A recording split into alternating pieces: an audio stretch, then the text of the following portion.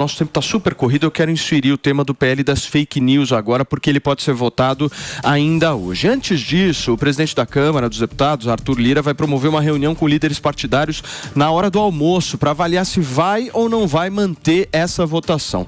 O PL, gente, cria regras para criminalizar a divulgação de conteúdo falso e responsabilizar as redes por irregularidades cometidas em seus ambientes virtuais. Ainda não há um consenso em relação ao texto e Arthur Lira vai consultar lideranças para ver se há votos suficientes para aprovação do projeto antes de pautar o projeto em plenário. No texto atual, o PL das fake news ainda obriga as plataformas a constantemente identificar, analisar e prestar contas dos riscos que seus algoritmos e serviços podem vir a gerar. A gente continua nesse bate-papo aqui sobre o PL das fake news, só que agora o nosso queridíssimo Bruno Pinheiro, Fê, lembra do Bruno Pinheiro? Saudades do Bruno Pinheiro. O Brunão está trabalhando firme e forte para trazer mais informações para vocês ao vivo. Aqui é tempo real na Jovem Pan News, jornalismo raiz. Ele está com o líder da oposição no Senado Federal, o senador Rogério Marinho, que vai contar pra gente como é que tá um pouco desse clima, né, Bruno? Bom dia, Bruno. Bom dia, senador. Também um ótimo dia, excelente semana. Essa ressaca do feriado, na verdade, começa com uma certa velocidade. Ao meu lado, o senador Rogério Marinho. Muito obrigado em conversar ao vivo com a Jovem Pan. Só para a gente entender esse clima, na verdade, são diversos assuntos as fake news, sobre MST, sobre a CPMI do 8 de janeiro, já para a gente estender esse assunto que estão no estúdio já conversando sobre as fake news. Existe uma repercussão nas redes sociais, a gente viu diversos avisos que isso vai acabar gerando uma confusão muito maior do que já se existe. Qual é a expectativa em relação a essa orientação do que deve acontecer hoje aqui no Congresso? Bom, bom dia a todos. Nós estamos conversando com os líderes, né, da oposição na Câmara dos Deputados e o clima me parece que é de hoje derrotar o projeto.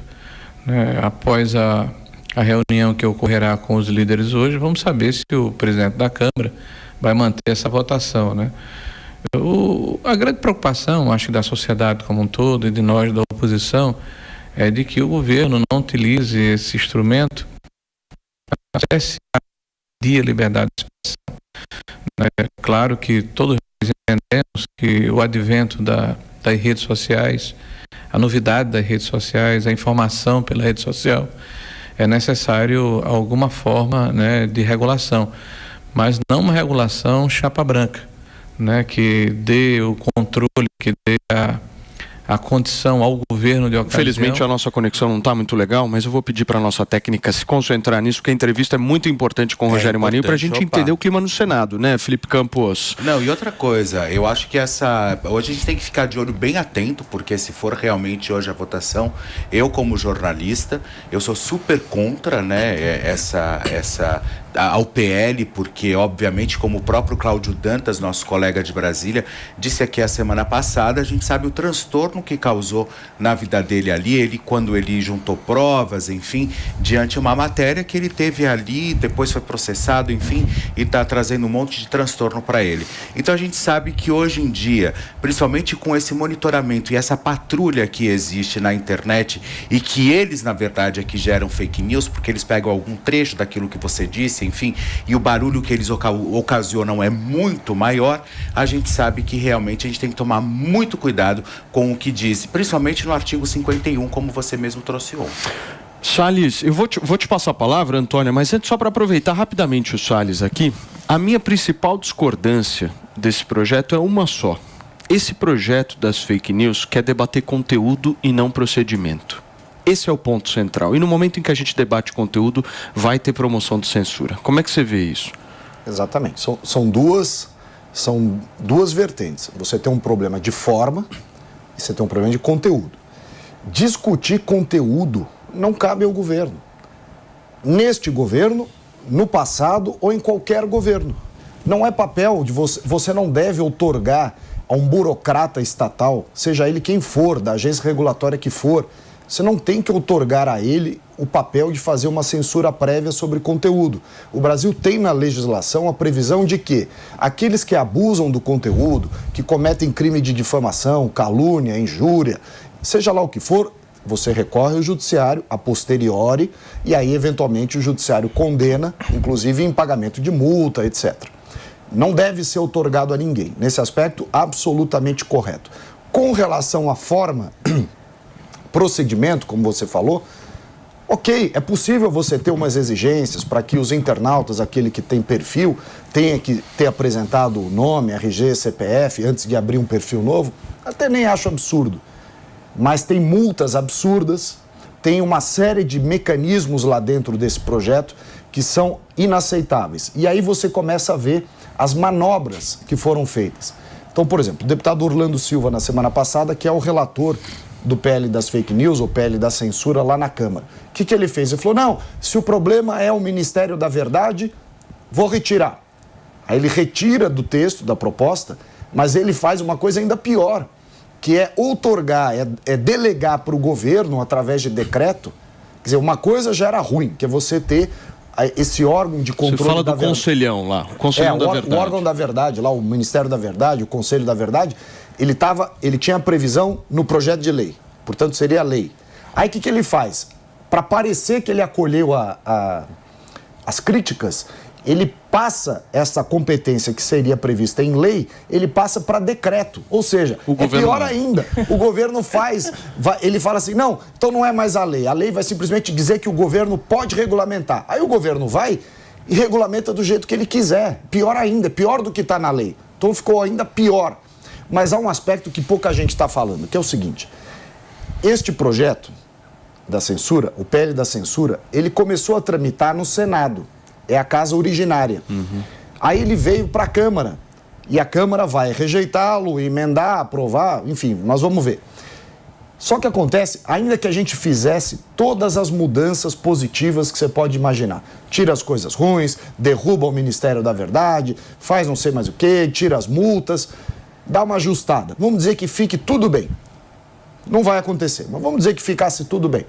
Volta para o Senado, porque como começou no Senado, a Câmara é a instância revisora, mas a instância final é do Senado novamente. Ou seja, a gente aprova as mudanças na Câmara, volta para o Senado, onde o governo tem maioria, eles derrubam tudo que a gente fez e vira lei. Então não tem jeito, tem que derrubar o projeto. Antônia, você, meu amor. Não, agora eu já vou falar desse assunto. Uma coisa que me chamou a atenção e que me preocupou aqui. O Rogério Marinho falando, depois do almoço o Lira vai decidir se vai ter votação ou não. Mas tudo corre para que a gente vença. Por que não teria votação? Eu não estou entendendo isso, eu isso entendi. É muito preocupante. Eu entendi. O Lira só vai colocar em votação se ele tiver certeza que ele entrega a votação. Porque ele tem a quantidade de votos suficiente. Ele não pode tomar essa derrota política, Antônia. O presidente da casa é quem monta a pauta de votações. Então, se ele sentir que vai perder, ele não pauta e pronto, aí não perde. Então, a pauta da Câmara, ela é prerrogativa do presidente da Câmara. Exatamente. Então o Lira está a favor que esse projeto não passe, é isso? Pô, não, o cara está encampando. Não, ele está encampando. Ele só vai retirar se ele achar que vai perder, entendeu? Se ele achar que ele vai perder, aí ele não bota para votar, para não ficar evidente que perdeu. Não é que ele está a favor do projeto, Antônia. Eu achei que fosse o contrário. Você está atualizado, hein, Antônia? É preciso fazer uma justiça aqui, fazer justiça aqui ao Arthur Lira nesse aspecto. Não é que ele está a favor do projeto. Ele tem o sentimento de que se a Câmara, se o Congresso, não fizer uma norma regulamentando o ambiente de redes sociais, ele tem o sentimento, o presidente Arthur Lira, de que o Supremo Tribunal Federal, de alguma forma, fará uma medida ainda mais restritiva e impositiva. Então, qual é a posição do Lira? Não é que ele é a favor da censura, não é isso. É que ele diz o seguinte, se o Legislativo não se posicionar de alguma forma, nós vamos abrir brecha para que o Supremo o faça. Ele não quer deixar um vácuo. Essa é a posição do Lira. O melhor argumento para ser a favor dessa PL das fake news é o seguinte: as Big Techs estão com medo de perder suas fortunas fortunas ganhas em cima das vidas devastadas das nossas crianças.